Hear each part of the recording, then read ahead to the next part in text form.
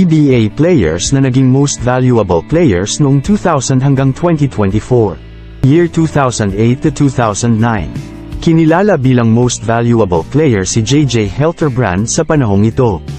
Siya ay naglaro sa koponan ng Barangay Ginebra at naging famous na manlalaro ng koponang ito. Dahil sa mga 3-point shots, layups at magaling na laro ay nakuha niya ang parangal na ito. Year 2010 to 2011. Naglaro ang player na ito sa koponang Talk and Text at kinilalang magaling sa 3-point shots na player. Siya ang kinilalang most valuable player sa mga panahong ito. Ang itinitukoy ko ay si Jimmy Alapag. Year 2011 to 2012. Kinilala ang manlalarong ito na isa sa magaling na manlalaro sa koponang Barangay Ginebra.